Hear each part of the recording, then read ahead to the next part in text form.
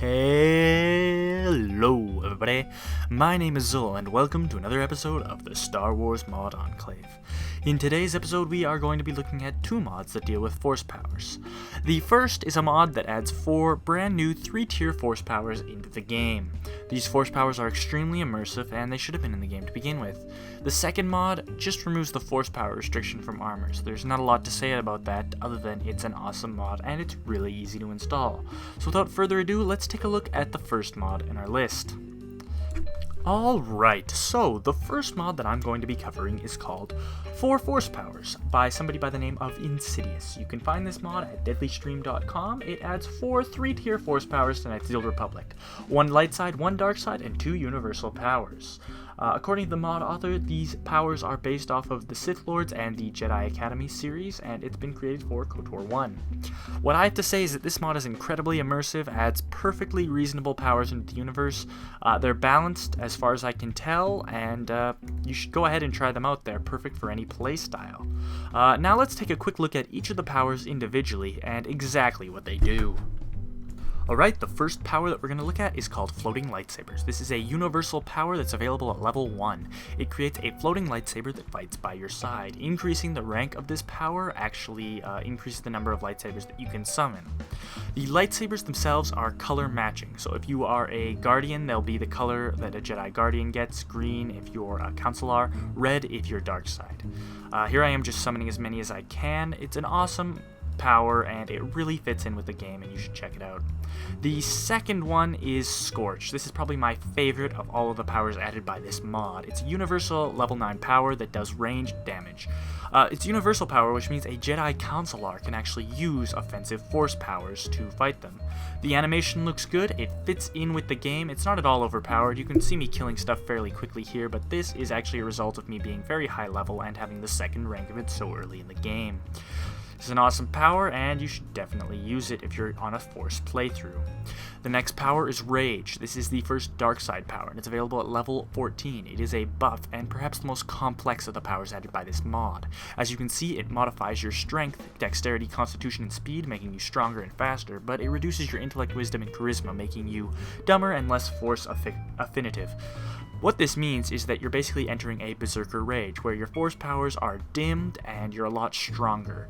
You also delete all your force powers after use, so you gotta be careful with this, although it'd be really awesome for like a dual-wielding, rampaging Guardian to use, as it really increases your damage. The next power is Revitalize. You may recognize this if you have played Knights of the Old Republic 2, where it was sorely missed. This power just lets you bring party members back to life. Increasing the ranks of this powers basically make them come back to life with more health. So we'll take a look here. I'll resurrect Zalbar by just using the ability, and it works just like that. Really easy. Now let's look at the installation. Alright, the 4 Force Powers mod also has a very simple installation. Go over to deadlystream.com and download it if you're not there already. And then we're going to have a little folder here on our desktop. Extract it using WinRAR or 7-zip. Open it up and use the executable, which is one of these patchers that we have seen before. You might want to try reading through that, and yes, it's going to ask us to select our Knights of the Old Republic file, which, as we know, is Steam, Steam Apps, Common, SW Kotor. Let me just find it. There we go. Click OK. It will take a few moments to quickly patch up our game, and then it is done. Alright, the second mod that I'm going to be covering is a mod that really doesn't need a video on its own, but I thought it would be really good to cover at the end of this video because the installation method requires you to do it after you've installed other mods that affect the force powers. This mod removes the armor restriction for force powers. It's a simple mod, it's a little bit overpowered, but it does fit in with the lore of the force a bit more. I never heard anything about Jedi not being able to use the Force if they're wearing armor, and there was a lot of ways to get around that to begin with. I mean, you could always use clothing, activate all your buffs, and then switch back to your heavy armor and enter combat. It wouldn't let you use Force Lightning, but you could probably get around using Master Speed that way, which was an incredibly overpowered ability in my opinion. This mod's simple to use, easy, does exactly what it says, but there's a problem with the installation.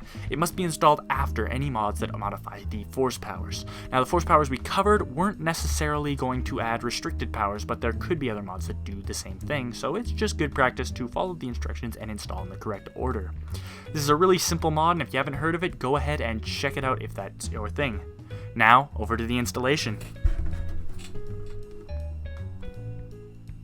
This mod is also very easy to install. Just go ahead and download it. It's pretty simple. Deadlystream.com, you'll get an archive. Go ahead and extract that somewhere on your desktop and open it up. As we can see, this also uses the patcher. So again, it's just a simple activate, clicking next, and it'll ask you to make sure that you install mods that add force powers before you install this. Obviously, that's why this comes after the force powers mod in this video. If you're installing any other force powers, or you gotta have this afterwards or it won't work. Go ahead and click yes, and you're gonna need to locate your Knights of the Old Republic folder. Once you've located said folder and installed the mod, it's done. That's really all there is to installing this mod. Go ahead and go into the game and wear the heaviest armor you can and run around at master speeds. Well, that's all there is for today. I hope you enjoyed this episode of the Kotor mod Enclave. There's going to be a new video in this series every week if I can help it, and it's going to include some stuff from Kotor 2. There was supposed to be one for Kotor 2 today, but I had a bit of an error getting the mod to work properly. I've contacted the mod author and it's getting completely sorted out, so you might see that next week. But for now, hit the like-dislike button depending on your thoughts on the video. Leave me some more suggestions for mods and other such things to cover. I have been Zul. Have an excellent day.